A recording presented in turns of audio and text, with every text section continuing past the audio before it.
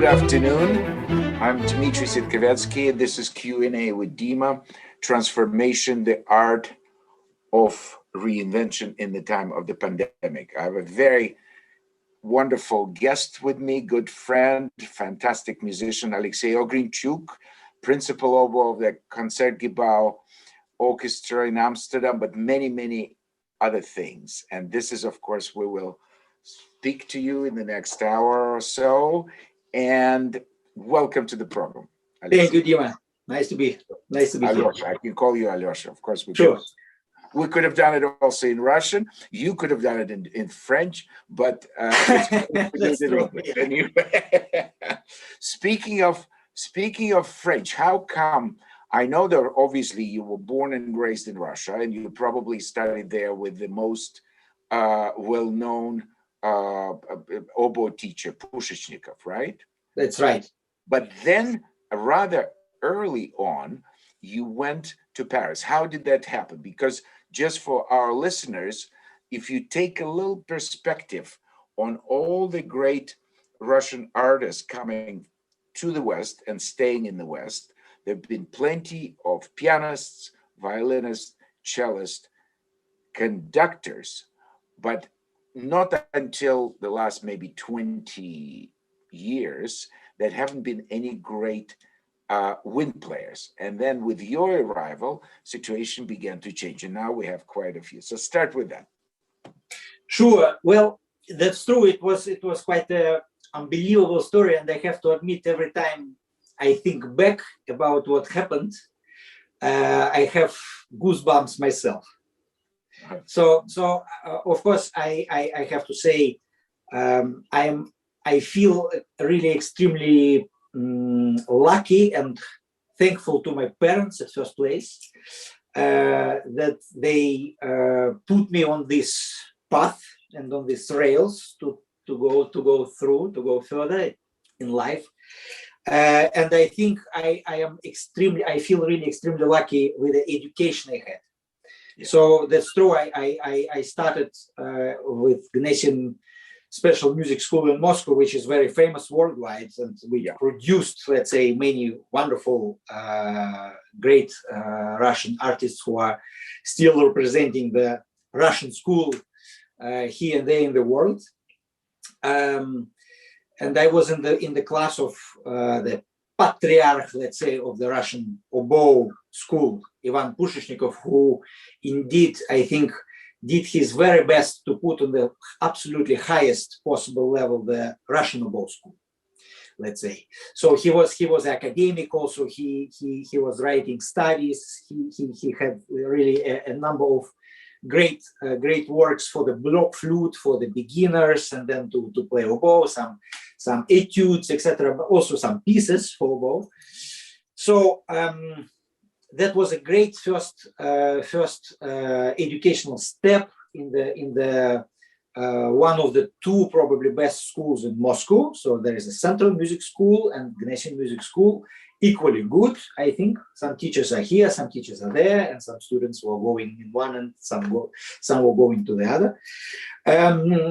And it went all very well until the moment that by an absolute chain of coincidence, I met a very, very famous French oboe professor, the greatest French oboe professor, Maurice Bourg. Legendary. So who is considered as the really absolutely incredible pedagogue.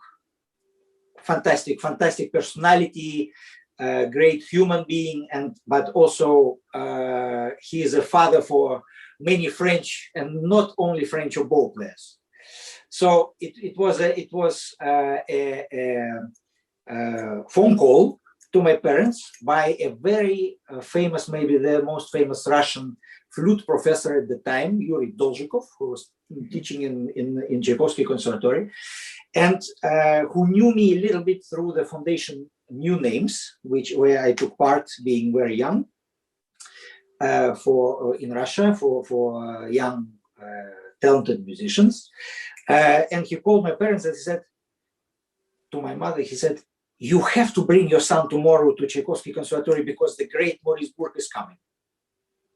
And I have to admit, it was in 1992. I was 13 years old, and I had no idea who is Maurice Burke. We was, yeah. We didn't have any CDs. The recording, to get some good recording, it was very difficult to find. So it was. I didn't know this name, but of course I was very curious. I decided to go, so I had to miss the school for this day. I went to Tchaikovsky Conservatory. My parents pushed me to take my oboe with me just in case, even though it was not at all in the plans that I would have a chance to play for him. And then I went to this room, which in Tchaikovsky Conservatory, which probably could take maximum of 20 or 30 people, and I think it was 80 there, or at least. So it was completely packed. And then this great maître, le maître, Maurice Burke, he came, and it was an absolutely 4 hours master class, which I followed, was absolutely a different universe.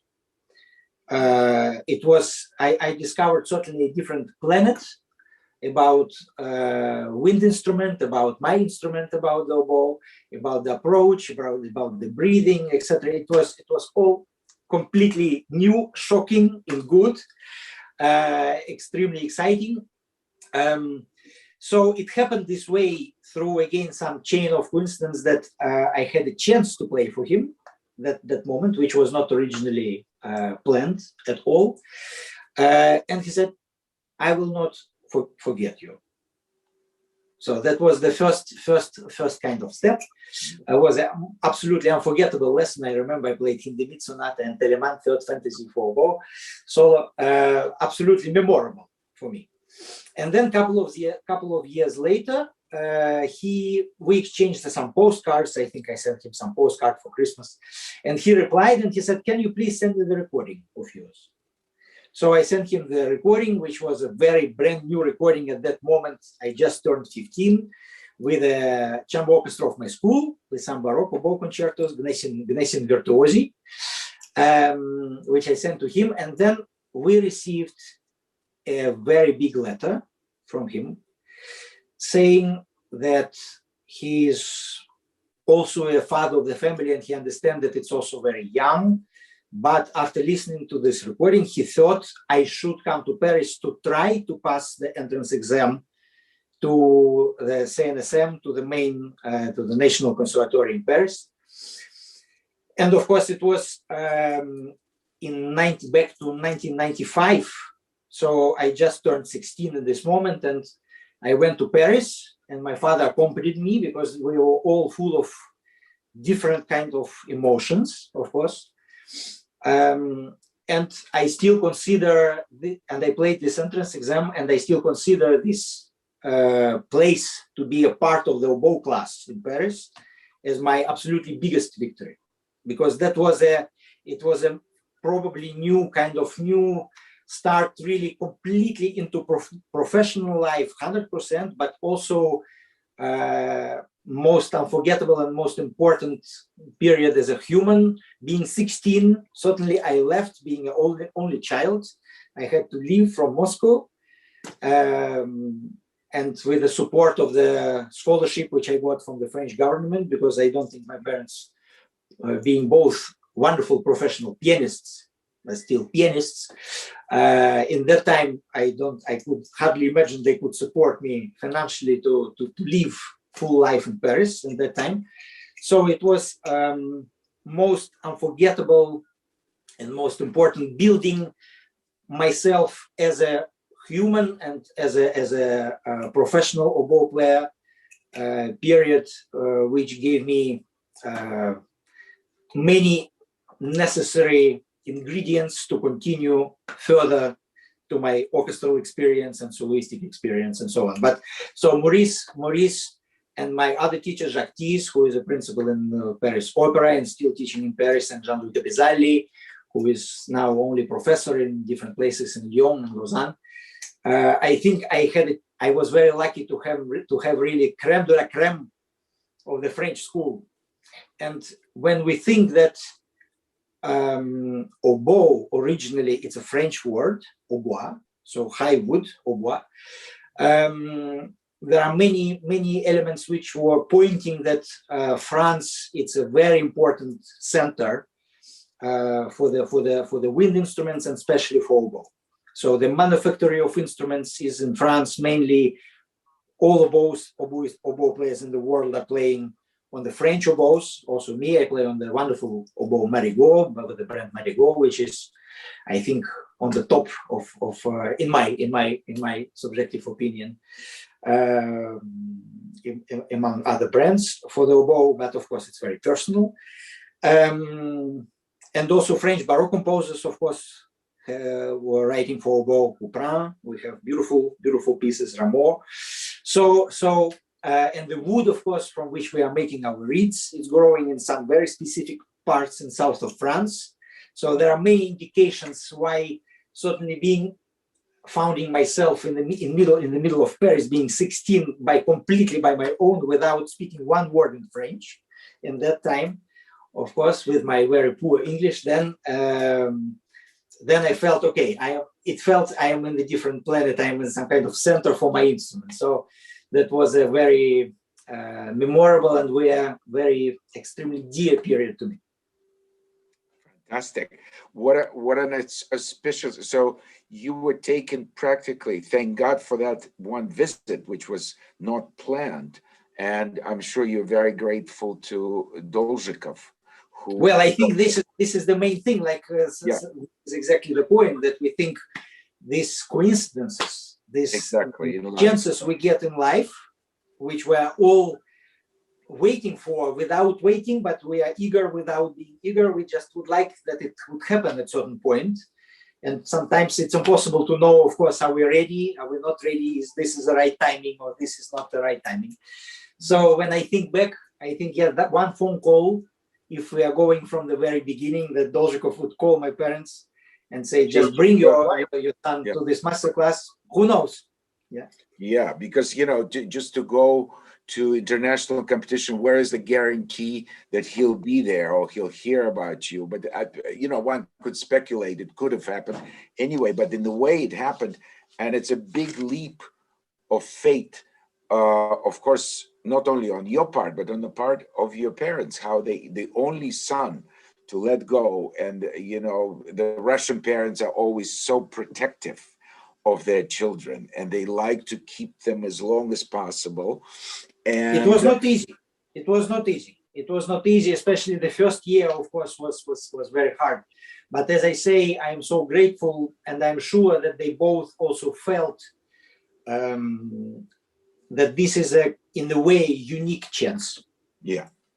And especially in that moment, and of course, I was really going to study, to learn, to take the best from this particular school, French school, with all the great traditions. So that was the main objective. Then later, the life turned in such a way that I stayed in Europe, and I live in Europe now for many years. But it's always special and warm to be back with the concerts into Russia. Of course, very regular.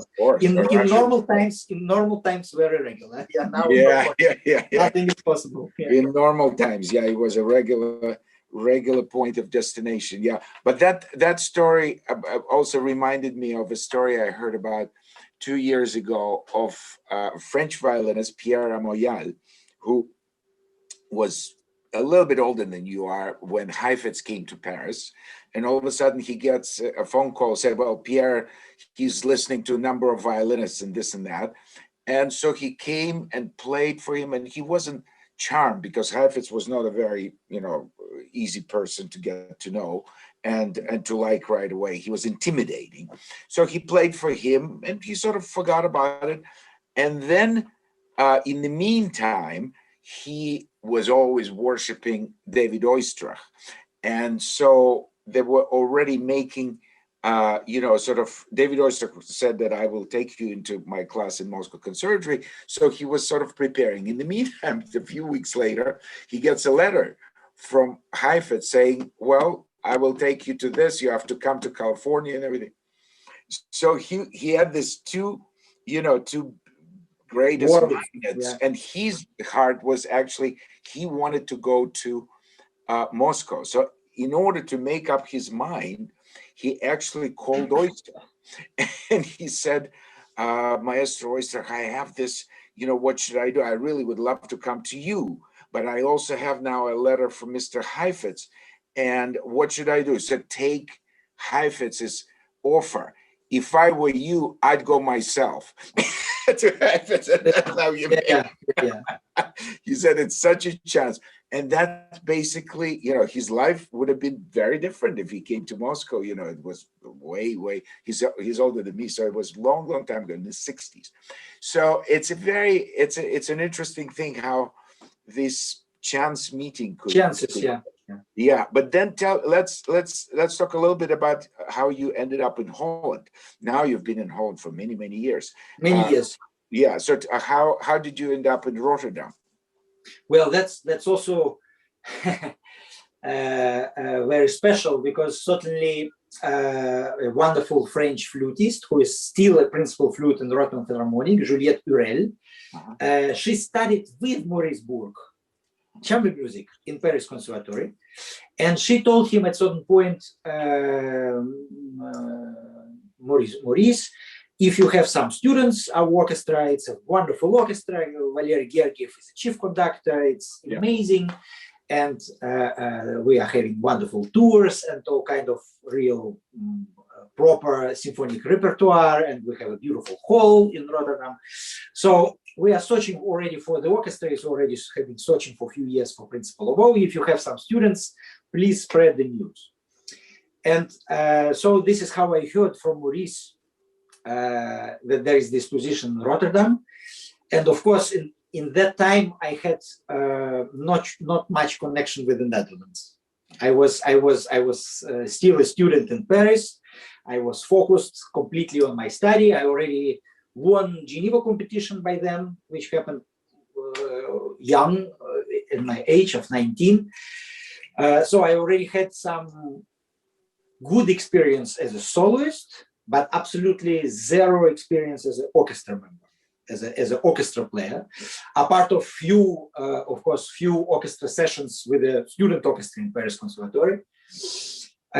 So Maurice told me about this position. He said, maybe it's good if you try to you take your chances. Who knows? It's a new experience. And I talked to my other teachers, and one of them told me, you do this audition. Oh. So I was a bit, I have to say, I was 20 then, and I thought, oh, this is interesting. Somebody is deciding for me. So what I have to do. And so, I asked him, but I was open and I was listening to him very carefully, because he was also a fantastic teacher for me. And he said, you already know what does it mean to win a big international competition, but you don't know what it means to win an orchestra job. And he said, if you will wait now without taking any experience in that until the moment that maybe your dream position will be open, certainly in one or other orchestra, but really some orchestra and some place of first solo bow in that orchestra that it would really your absolute dream, you might fail the audition, at least because you don't know what it is to convince people after playing 3 lines of Mozart concerto behind the screen and not have a chance to play 1 hour full recital from Baroque to contemporary music for oboe in semi-final as a 3rd round from 4 rounds in such a competition as Geneva. So I thought he seemed completely right. So I just went to Rotterdam and I played this audition. The only thing that it happened that I won it. And then I took, for the second time in my life, a suitcase with 20 kilos and started from zero for second time in my life in another country. Which was of course a very, very, very beautiful period for me in Rotterdam. Fantastic. Now let me read you one question and a story that is taken exactly at that time when you were first on your trial year. So this is the question. In your first year with us in Rotterdam, so it comes from Rotterdam Philharmonic, a musician. You were 20 years old. We played, so the orchestra played Das Lied von der Erde with Donald Runnicles conducting. You're playing in the last movement, their Abschied is still in my ears, he writes. How did you prepare this solo technically and also in the musical sense? By the way, Runnicles, who knew me personally, asked me who was playing the oboe. I said, well, this young guy is on trial. He answered, if it were up to me, I'd give him the job now. So That's that nice was to hear. going on. Nice to know, even so many years later. Yeah, That's so tell me. that's wonderful. No, that's true. This Rotterdam, I remember very well. Of course, this. Of course, I was also full of emotions after winning the position, being 20 in the major European orchestra, with a major chief conductor, which was Valery Gergiev at that moment, and many fantastic guest conductors who were coming. Just to name one was Sir Simon Rattle, who have been extremely loyal, I think, for so many years, and I think still is, to Rotterdam Philharmonic, and who was coming literally every season, I think, at least until his nomination with Berlin Philharmonic. So everything was for the first time. It was the first Mahler, and I think that Das Lied von der Erde with Maestro Runnicles was my first Mahler ever in the orchestra. And it happened to be immediately Das Lied von der Erde, which is one of the, we call it in our oboe world, it's like a oboe concerto inside of the orchestra. Absolutely, yeah. Absolutely. It's a full of most incredible solos, and I had a chance to, so that was the first Mahler, it was the first Bruckner with Valery, and it was immediately, I think, Bruckner 9, so it was immediately completely another world, and first time Strauss, some symphonic poems, and first time Beethoven symphony, etc., etc. So it was extremely exciting, challenging, of course, also, but very exciting time when you feel you want now after studying for a few years in Paris and trying to take the best from this fantastic French school for oboe.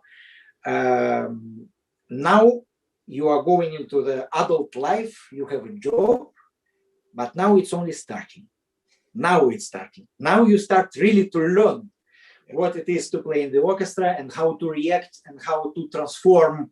And I like this comparison in the way of symphony orchestra being a broader version of chamber music, even though, of course, we have a conductor in front who is responsible artistically for the main conception, etc.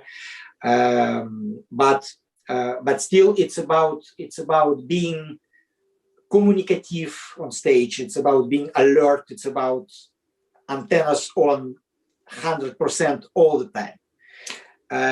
So that was absolutely great time. But indeed, it was the first Mahler and first Bruckner and first Strauss and first Tchaikovsky, which was my very first week in the Rotterdam Philharmonic was Tchaikovsky 4, which is also a very big oboe solo, which is also on every audition to the orchestra, different orchestras. So I was, of course, very happy and relieved and felt like a confirmation of something that I'm not doing something wrong when I got my permanent contract after the first trial season, because during this first trial season, I had for the first time many new pieces, but also I had 4 among of most important oboe solos in the orchestra. So it was Tchaikovsky 4, Brahms Violin Concerto, Mahler Das Lied, and Ravel Tombeau de Couperin. So it was all in one season, which is already very seldom that it happens that so many pieces with such oboe solos are inside of one season for any orchestra. But also the chance that I had it to play all of them for the first time, it was a really very special altogether. Great thrill. It's interesting because now that we've sort of touched upon the three countries and three cultures and three very important part of your life. Obviously Russia, because you come from there, your roots, your first language is Russian. Then France, which became such an important, you just explained. And now it's Holland, because you made your, not only you worked in Holland, you made your home in Holland, your family's is in Holland. And that's where, whenever they ask me, where's your home? My home has been now in London for many years because my family is here. And my daughter was born in London, so it is my home. Though, of course, my next question, the question that I will ask you will challenge what I just said. Apart from taking, obviously, the best from all those three cultures, do you still consider yourself as a Russian artist, or has it changed? Or now you're really a combination? If it is, explain. Well, I think Russian soul stays Russian soul. So of course, the first 16 most important years of my life were in Russia. I am still a lot in touch with Russia, of course. So I am, of course, a Russian artist. That's clear. It's also true that I had a chance, as you say, to take the best from different schools, to know and to experience this incredible rigueur, how they say in France. Yeah, the discipline, work ethic, also. Yeah, discipline while studying in Paris, which marked me so much, because the concurrence was so incredibly high. So you had to focus, to be focused 100% non-stop, 24/7, really. And then so a few years were in France, and now, more than 20 years in the Netherlands, with 6 years with the Rotterdam Philharmonic and 16 years with the Royal Concertgebouw Orchestra. So of course, this is also, it's true. It was great to know the different cultures, but I think it's going further than that, because of course, with all the crazy artistic life we had until this moment, which is already almost for a year we are living it. I had a chance to play on the big important stages with absolutely phenomenal musicians of in classical music world. So many of them were from many other nationalities than French or Dutch. So I think I took and somehow consciously and unconsciously more than just two cultures. But of course, I am living in the Netherlands, and of course, my wife is Dutch. So I learned, and I'm still learning, I think, every day, certain things. But I think this is what makes one feel rich. No? It's a kind of combination of different schools and different traditions, and even if I'm thinking at least only about our orchestra, the Royal Concertgebouw Orchestra, which is I will allow myself to say it's a really exceptional bunch of people with such incredible traditions, and really I love this orchestra. I do. I really love it. So, but it's also became so international in last few years. So, but still we are performing in the same hall. We are trying to respect the traditions which were there from the time of Medlenberg. Then later Haitink still was playing until recently with Haitink, when Maestro Haitink still was conducting. So, but also it's a permanent exchange on stage with different nationalities, with different people, with having different backgrounds, etc., etc. So it's very alive altogether. Yeah. What do you think? Because there's two ways of looking at the development of orchestral life, which now has so much interchange, as you just described, Concertgebouw being so international, so is Berlin Philharmonic. Even Vienna now is not really made only of Viennese male musicians, you know, it's all changing. And America was always a melting pot. But somebody could, uh, and I think it's not without reason, that the so-called French sound, Russian sound, Italian sound, British sound, or, you know, sort of the national sound of an orchestra has dissipated somewhat, because what is the, you know, the Concertgebouw is really a combination of all the great musicians like yourself, plus different. If you look at the string section, it's hardly all Dutch string players, right? Or, you know, you take any Scandinavian, you take any East European, it's very difficult. Maybe Russia is still not big enough on foreign musicians. So when a Russian orchestra comes, it's predominantly Russian. But even that sound. So what do you think? How important do you think to have, you know, a certain sound of an orchestra, Concertgebouw sound, Berlin sound, Vienna sound, and so forth?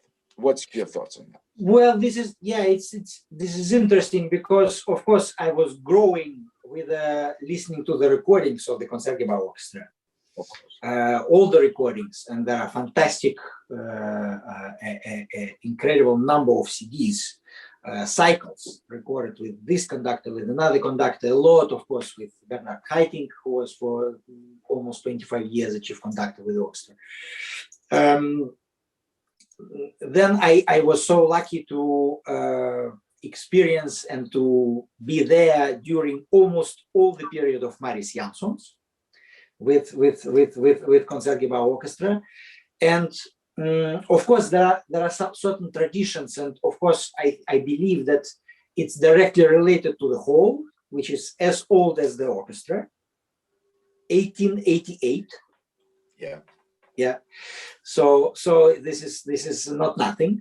So that it's, I think I remember after my first year in the orchestra, one of my colleagues from Concertgebouw came to me and he said, "You changed your playing so much in this 1 year." Interesting. And it was, I am sure it was completely unconscious. It was not that I certainly, after winning this audition, I was running home and thinking, what do I have to do? How I have to make my read now to fit in certain way. I think this is the richesse, no, of this orchestra also, to accept different people coming from different schools, having different backgrounds, but and we know, of course, that every orchestra has many people, has many opinions, and also musical opinions, etc. So it's also very interesting and very exciting. But it's, for me, it's always amazing how in our orchestra I strongly feel, even though it's so international now and became even more international in last decade, how we go, once we are all on stage together, we go to one artistic goal. There is an incredible unity, and I think if I would have to name one specific quality of our orchestra, I would say flexibility. And I think it says all. So for me, this is great, how the combination of keeping the traditions from the past and trying to, without skipping, without destroying, certainly not, but the opposite, to add something from your side to it and to let it develop and to let it grow further. And I think this is the strength. And to go with, not only with the big personality conductor, but also to go along with the strong leaders within the orchestra. And if they acquired a great first oboe, which is very important, or the great first flute, or great first horn, or a great timpani player is incredibly important. We So have all it of those. changes the We have all of exactly those. and a great bassoon player. I mean, my goodness. So I mean, you could just look at the some of the best, some of my favorite recordings with Carlos Kleiber, doing Beethoven fourth and seventh. No, I mean, this is the historical, yeah, absolutely beyond any comments. Yeah, it's Fort Knox of recorded live concerts. I think you could try to reach. It could be, it's a very high level to reach, but this is certainly, it's as good as it gets. No, I was growing with this recording. I think I know every breathing of the oboe player of my predecessor, who is playing on that recording of Beethoven 7 with Carlos Kleiber, because I thought the orchestra was sounding so exceptional. But also, once you look at Carlos Kleiber, you think, this is it. This is the freedom. Yeah. This is the freedom on stage, and I think this is something we are all searching for.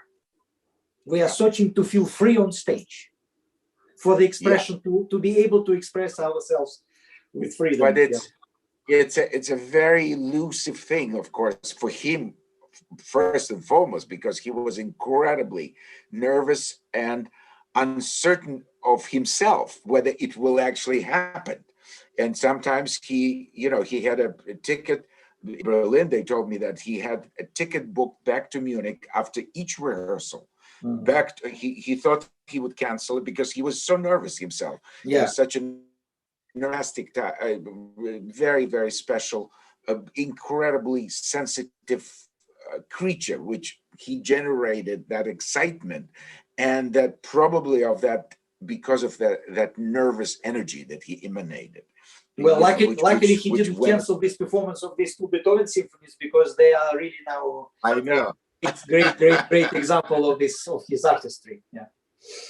Oh, absolutely. I think it's the top of what he's done, along with, of course, the Fledermaus and the Rosenkavalier and a few other things that he's done, probably like no one else. But he did have a he was only sure about certain pieces of music, and there was other things, always repertoire of his father. He knew a lot of other repertoire, but he only conducted very, very limited things. Now that we started, to discuss conductors, we started at the very top. So let's, because we should not forget that now you also joined the rank of conductors. Now, let me ask you, because there was one of the questions.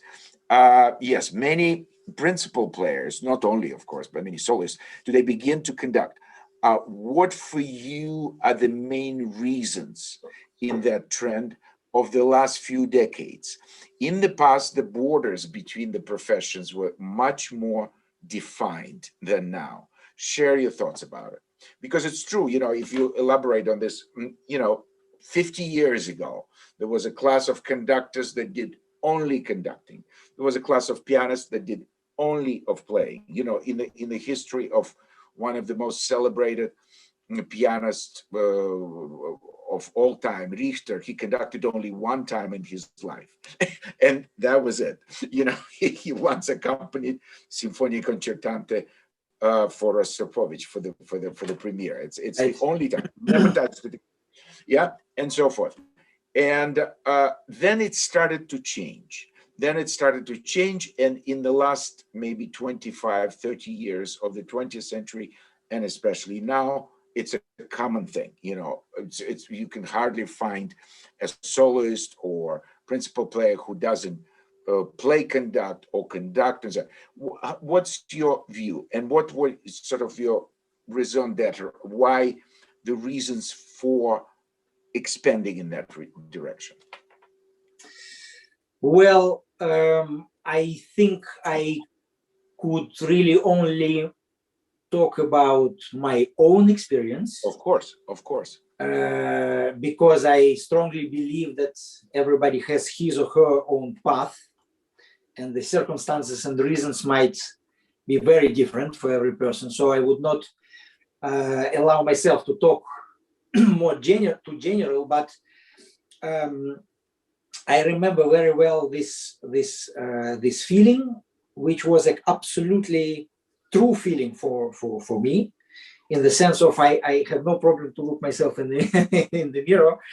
I really felt it. It's sitting in the center of the human being. You know? I just woke up at some point a few years ago, and I thought there is a clear internal drive.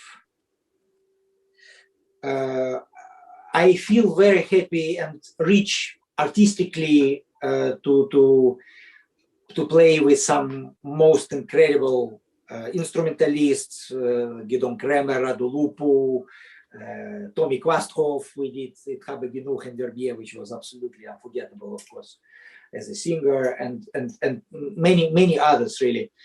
From one side, and to play a lot, to be present a lot as a soloist on stage. From the other side, to be a part of the great orchestra, and to have a chance to cover and to play basically almost all the cycles are done for me, because now 22 years in the orchestra, it feels like a serious musical luggage, and also not just any orchestra, but the great orchestra, two great orchestras, and with the absolutely best conductors in front. So that was a very clear feeling. I am ready. I would like to be in touch now with more than one line. I would like to have a chance to be in touch with more lines, to open the score, to study, to learn, to go more in depth from one side, and from the other side, of course, this accumulating on so many different and schools and approaches and elements and information I could get from absolutely a number of great artists altogether. It's almost it became as a sort of almost a need to be able to express differently than only playing one line. I love my instrument. It's a voice. It's a best instrument. It's a king of the instruments. That's why we have solos like Brahms' Violin Concerto when the violinists have difficulties sometimes, according to some historical stories, to start to play, etc. So it was an absolutely true internal feeling that I should try, and I should do my best, and I would like to have a chance to be able to express myself also in this way. So, and I am very happy that there is a number of conducting engagements every year, and I really would like to develop that as much as I can. It's always a dilemma because, of course, I still want to play, of course. Yeah. Of course. So this is the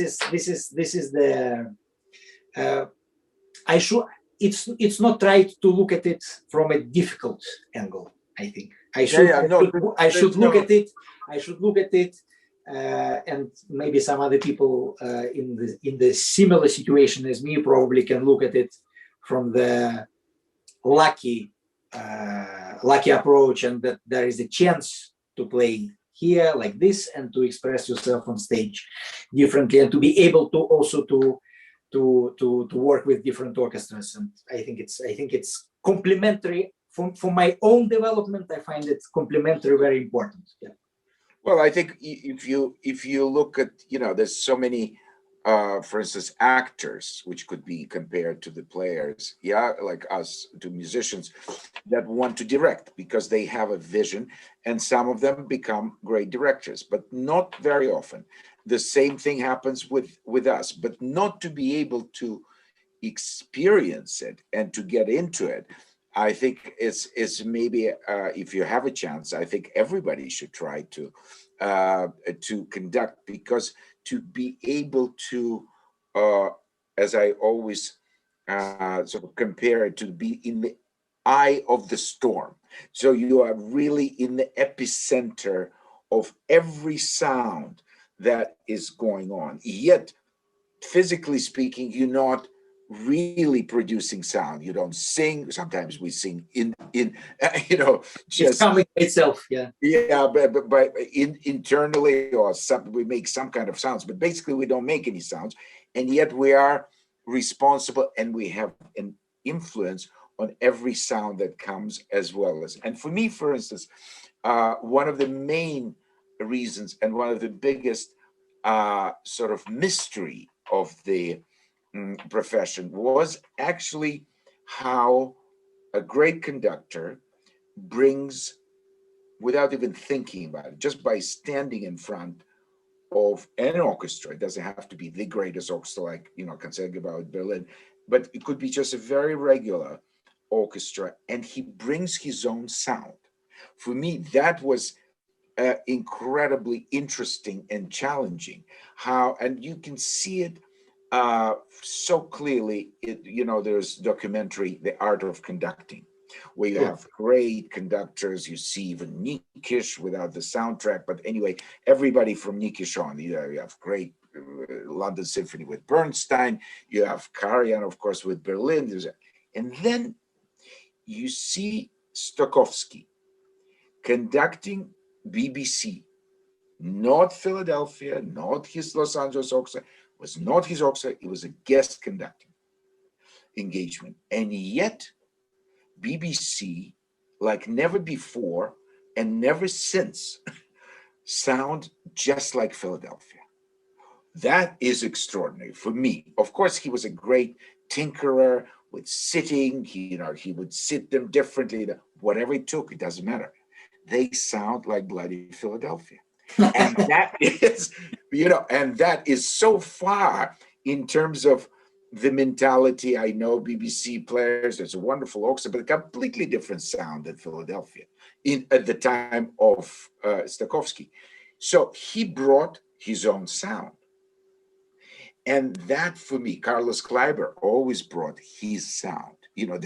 Every orchestra was just so charged up and so inspired, so nervous energy was there. But it was, positive nervous energy, but still, So that was always, for me, I tried to juxtapose that to violin, because as a violinist, I'm able to get my sound and to sound like me. Any violin, even simple violin, is a factory. I learned that maybe, or I observed it from my mother. My mother could make an upright piano sing, because she has that gift. Even an upright would be sounding bel canto with Bela Davidovich.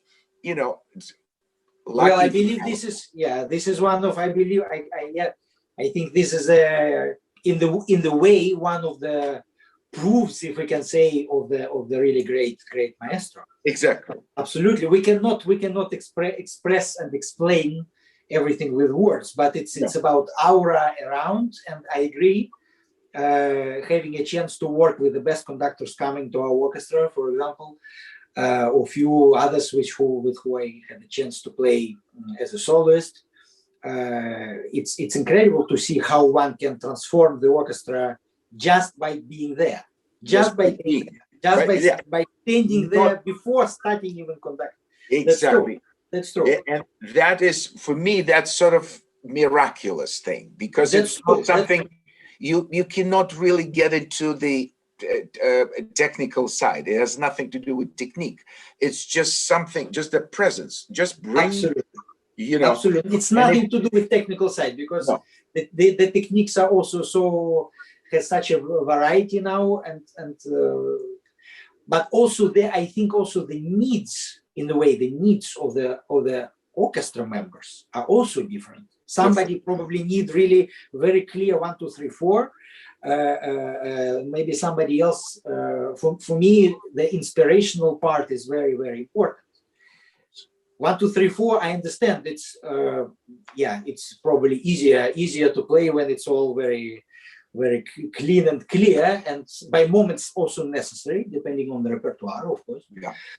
But the inspirational side, and this is something which is coming with the personality of the conductor standing in front. Exactly right. And for those You know, there are two questions that related to this, which is on the list. One is interesting because you worked with, of course, as you said, with many outstanding conductors, but especially with two music directors who come from the same school, from the same great St. Petersburg school, and yet they couldn't be more different. And that is, of course, Valery Gergiev in Rotterdam and Marius Janssens in Concertgebouw. What did you learn? What would you say were the most interesting things that you learned, both as a musician, playing in the orchestra, but also for your next second career now as a conductor? What would you take away from them in a positive sense? Well, this is also, I have to say, for me, has been a permanent. I see it as a permanent masterclass. I understand the masterclass cannot happen without practice doing things yourself. Of course, it's not one instead of the other. It cannot be this way. It should be also together with it. But already only by playing in the orchestra with many great conductors, including two great maestros you just mentioned. That's also a unique opportunity, and it's for me it's absolutely masterclass. I am learning. I am cutting myself in two. Here I have to play my solo in Brahms Violin Concerto, and here I am observing how one is building the rehearsal procedure, what images he is using, how he spent his time on what, etc., etc. So it's extremely it's double interesting and double exciting. Let's say that's true. Yeah, Valery and Maris have been very, very, very different, and that's why I think also absolutely no comparison needed. Absolutely no comparison, because why? Maris was and I feel so privileged that I catched 10 years of his chief conductor position from his 11 altogether with Concertgebouw Orchestra. Maris, of course, that was the aristocrat in a good way, and then it was an extremely kind. It was a beautiful person. I think it was a beautiful personality, absolutely, and of course, incredible level of preparation. Yeah, incredible level of preparation. Incredible level of self-criticism to start with. Then he could be, of course, he could, and he had to make comments to one player, to the other player, to put things together, to bring it in the way he wanted. But it was a highly cultural man, highly. So of course you feel this. We know he was assisting, sitting, being a small boy, assisting already, listening to Mravinsky rehearsing in the St. Petersburg Philharmonic in this great period in St. Petersburg Concert Hall, coming himself from the musical family, and we both know what does that mean to come from musical family. So with his father being a very good conductor, also Arvid. So Maris was a very classy person, and the absolutely top maestro who got the greatest orchestras in this last big period of his career. Yeah, completely deserved, and he was really like a papa to our orchestra. For me, this is my perception. So it was really a role, complete role of the chief conductor, being a chief conductor with the top orchestra. He understood what it means, I think. So but what was really remarkable is the very good taste and the incredible, super detailed preparation on the absolutely highest level, and then you also want to be a part of this. Yeah. You want absolutely to lift, to push the limits. So that was a great thing about him. I would say the incredible level of honesty and Absolutely. modesty also as a music. Also, He never also, stopped learning, and he always looked at the same scores, even though he knew every little corner. He always was looking for something new to discover in familiar pieces. I think that incredible thirst for knowledge and humility as a human absolutely. being, I think they were his. This is what I mean. Yeah, absolutely, absolutely. And Valery is unique. Valery can transform by mentioning 3-4 very precise little comments. He can transform Sacre de Printemps in 3 minutes. Into something. He is able to. From my experience with him, he is at the moment of the concert, he's a master. He can move any way he wants. He's moving mountains. It's incredible. This great experience, courage, great artistic courage to be yes, on stage. yes, but also Power. through artistic power on stage. Yeah.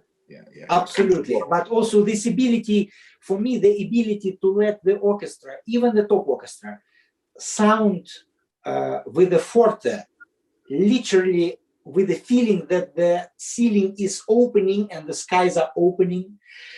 It's never, there is never, you never feel any limit. Yeah, you don't feel a limit. It's continue, the sound continue to grow. It's full, it's rich, it's beautiful.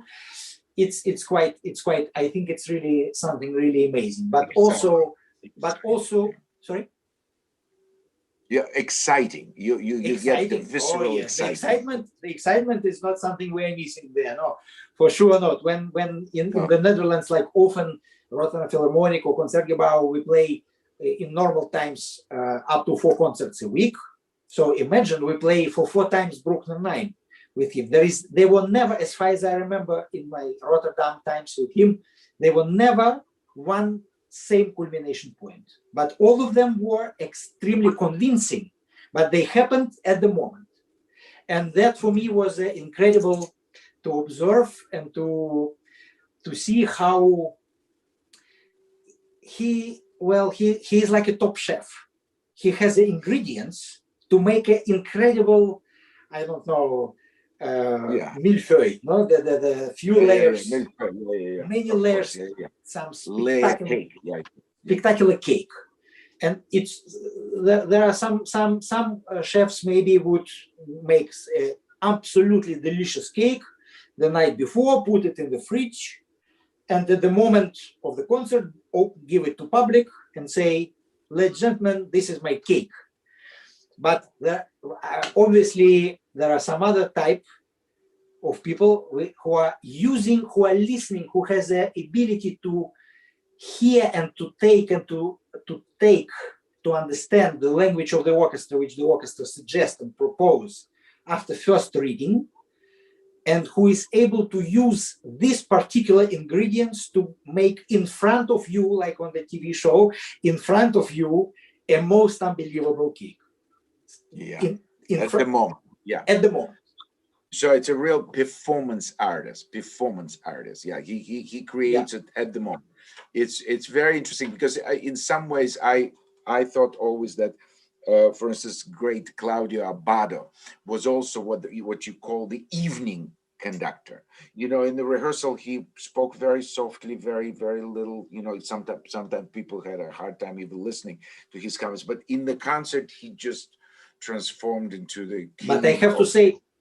That's true, but I also have to say that, for example, Maris, even though, as we said, it was such an incredibly highest level detailed work, and he could really spend time on one specific passage until the moment that it would sound exactly like he would wish it would, it should, but at the moment of the concert, he was giving freedom. Yes, and this is also for me, while experiencing it myself and also observing it from outside, when I was coming to the concerts of our orchestra or other orchestras which he was conducting being in the public, I could feel it. It was very clear, and this is I think it's a great quality also. Absolutely. To be able to work so much and to be so dedicated to and believing that this is the way from one side, and another, and from the other side to be able to give space and to the players at the moment of the concert to express themselves in the most beautiful way. So let's turn now to something that's very, very present and very problematic. What have you been doing for the last year, and how do you cope with the pandemic? I mean, how has it affected you, and what have you learned also for yourself, the time that you had with your family, how it affected your life, and how to cope with it? Well, I believe that as many of us, having in normal times a completely crazy schedule, going from one place to the other, from one concert to the other, from one festival to the other, I discovered a completely different side of life. Which is of course I lost all my solo and conducting engagements during this period, like many, like almost everybody. I am very, very happy that our orchestra is playing. I am very happy. I learned, which is a great thing, because we meet on regular basis and we play, and the top conductors and soloists are still coming to us, and this is wonderful. We keep playing, and we keep being in communication humanly and musically. So I think this is wonderful. I learned to give lessons and to teach online. I have a big class in Geneva in the Haute École de Musique, which is very dear to me, and I have a wonderful class. So it's difficult. It's difficult for them. It's very difficult. For me, it's much more tiring. I discovered it's much more tiring to teach from my room. The interaction is not the same, but I learned, and I also learned to see some good sides. And we do the very, very regular lessons, and I do my best to keep my students motivating, and they are. So that's good, and I have a chance to check it and see it every week. But also because certainly everything stopped. The normal crazy from one airport to the one restaurant after the concert and then back home. For me, and I think for many people who found themselves in a similar situation as me, being a young parent, because I have a beautiful twin daughters, 2 years old. So this is a completely other side of the coin. Yeah. I saw them walking. I can spend a lot of time with them. I am making porridge every morning for them, together with my wife, of course. But it's a completely different aspect. And of course, well, the timing happened in this way. But of course, with all the dramatic things which we all as artists we were experiencing for last year, all keeping a hope that it will get back to normal as soon as possible, or as close as possible also to what we call normal, right? But I also had this other side, which was completely different. And I am also very thankful that I have this time with my family, which I can observe myself now really living with them, for them, etc., instead of just thinking if I have a read for the next Strauss concert. You know? It's very different. It's very different. It's very different. But it's very double-sided. But unlike you and colleagues like you who have, still your salary, you have concerts even though without public, so your life has not been completely derailed. Completely, your solo and guest conducting engagements, of course, been canceled, but you still have your sort of main, menu, musical menu has not been all taken away. What would be your, uh, how would you look at your own students or at the younger generation who just been starting, to go up in the world and to have aspirations, and now for a year everything's been done. Very difficult. Yes, this is of course it's a very big problem. It's very difficult. I believe, and I tell it to my students. As an artist, I think as a performing artists, and the students are, of course, it's their future. Hopefully, this is what we aim for. We need to have a clear goals. We need to know. They need to know. They need to know. In 3 months, I have this exam, or in half year, I prepare that competition, or after tomorrow, I will record a full Mozart concerto because I prepare it for some audition for my teacher, and he will listen very carefully, and then he will call me and he will give all the necessary comments. So it can be different levels of goals. Yeah. Now, yeah. So, but I think this is we have to survive. We have to go through this for sure. So to have a clear goal and not just to let the hands go down. This is the arms go down. This is, I think, what we should aim for, and everybody should find it on their step where the person is, because it can be very different. Yeah, but it's just looking at their situation, they can always say, well, it's easy for you to say because financially you're okay, and or in my case, they said, oh, you've already had so much in your life, it's not tragedy if you don't do anything more. Of course, it's all individual. Some people think of me as being a young performer wrestler who's still, and was telling me about all his engagements and all his experiences in his 90s. So it depends very much. I happen to think that actually performing is the profession mostly for the young, with some exceptions, of course. I'm talking about instrumentalists because it is a very demanding thing for you to blow, for me to play and be half deaf in my left ear, as all violinists are, because of all the overtones going into straight. So I think there is a certain limit, and there is a certain time when, even in the previous life, without the pandemic, I think some of us, some of our colleagues just stay too long because they cannot imagine life without the stage. I can understand that, but I also think it's a bit selfish towards the young people, because we've had our youth. You're still in the middle of it, but you're mature, I guess, now, and it's time for the young ones. And when I look, and I'm convinced that this is the right, and I look at their situation, what can they expect? And I do teach, as you, I've learned a lot of things completely new for myself. I've learned how to sustain my chamber orchestra from all over the world by doing, distant video. I did more transcriptions than I've ever done in my life. So I've organized my life creatively active in many, many different ways.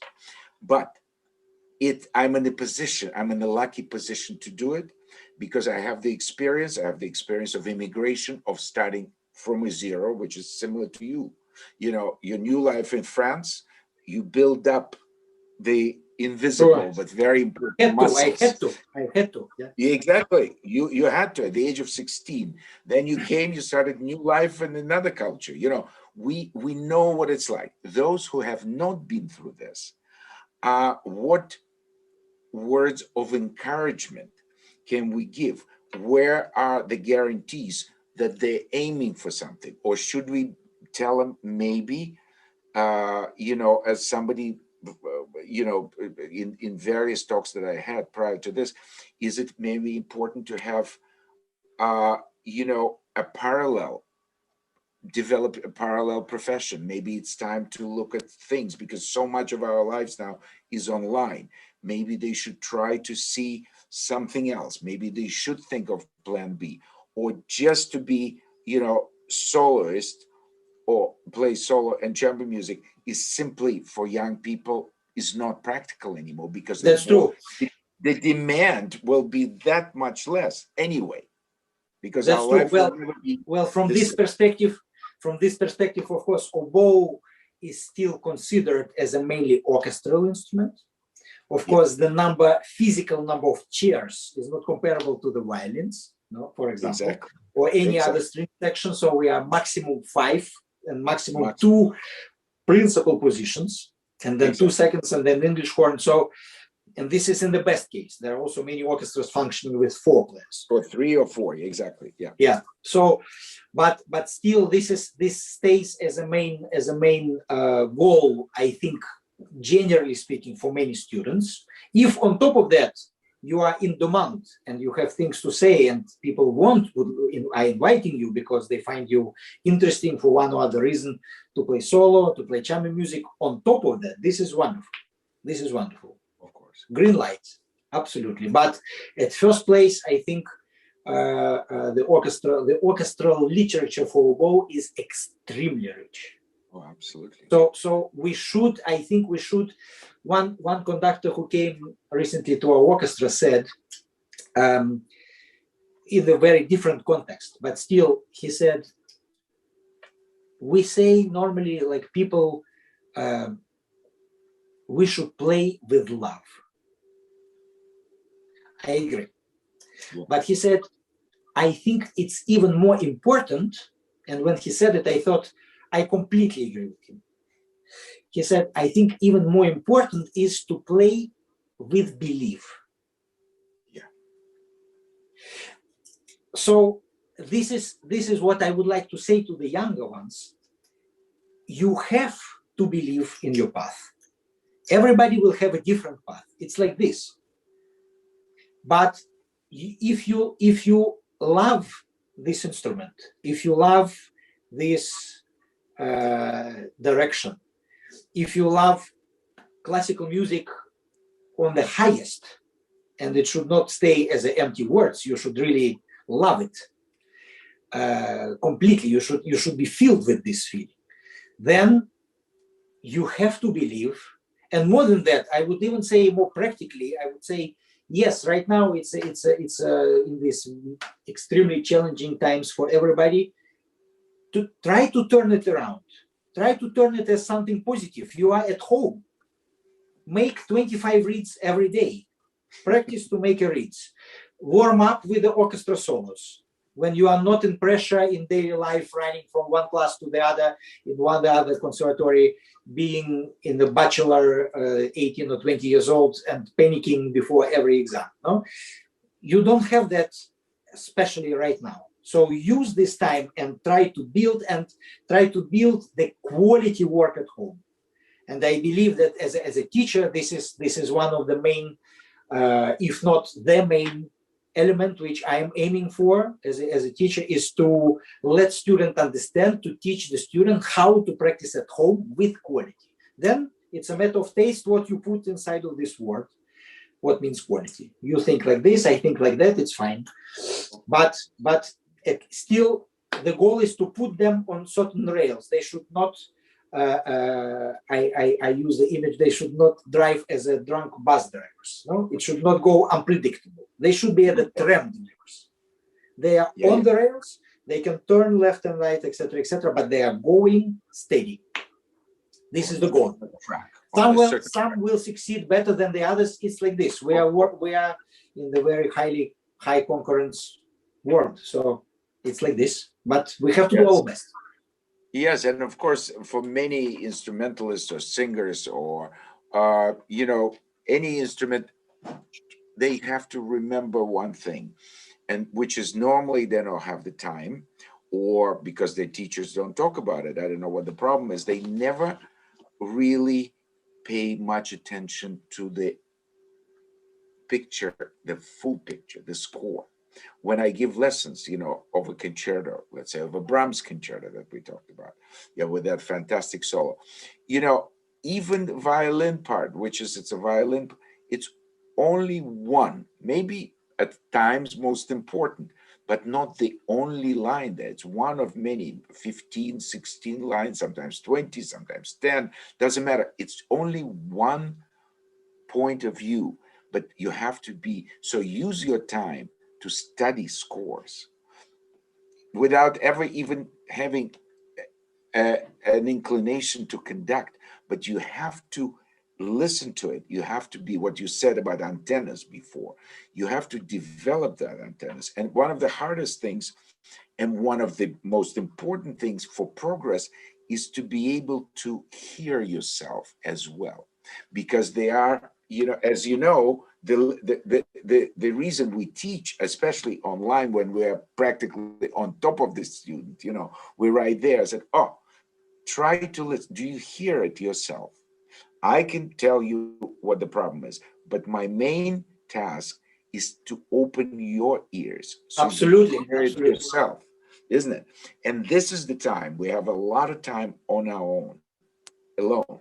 So listening to yourself, trying to learn how to listen, and also be aware of the whole picture. I think that we never had so much time to really absorb.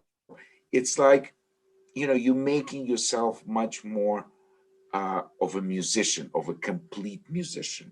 And Absolutely, we are talking over basically every lesson we are talking about very similar things, and the projection of exactly. sound, and in the whole, how it would sound in the whole, etc., etc. And as you say, to learn to analyze what you are doing right now. Absolutely, this is a key. It's a key. Absolutely. Listen, we could talk indefinitely, but I've already taken a lot of your time. It's 5:15 in London, 6:15. Let me just quickly ask you, because one of the previous guests was a wonderful Russian composer, Alexander Raskatov. I believe he's writing a concerto for you, right? That's right. Yeah, he's been commissioned an oboe concerto. What's your relationship? How? Because for me, it's always very, very exciting. The time it's sort of like when I perform for the first time new piece, especially written for me, it's like a birth of sorts. Absolutely, this exactly. It's Yeah, exactly like this, and I am very, very much looking forward. I think it will be really extremely exciting project for all of us, and yeah, for him, for me, for sure.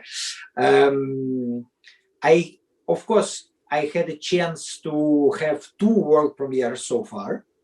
It was quite a while ago. It was like 10 years ago. I had a oboe concerto written for me by Rodion Shchedrin. wonderful. Yeah, that was very, very exciting, and also Marc-André Delbary, a famous French composer. So two completely different pieces. And Alexander Raskatov I met first time at the festival of Gidon Kremer in Lockenhaus.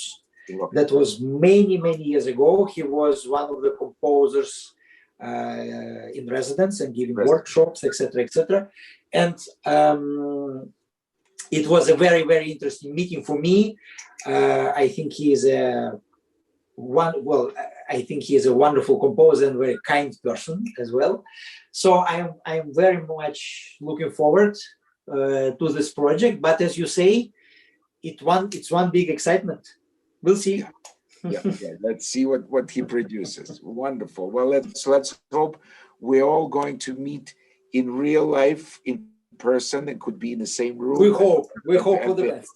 Absolutely. And make music, and let's hope that the whole vaccine movement will overpower and our world will be vaccinated, and we could come back to some kind of new normal. That we would start to breathe again a bit, yeah. Exactly, which is so important for oboe, but for all of us as well. Not only for Thank you so much. Thank you, Dima.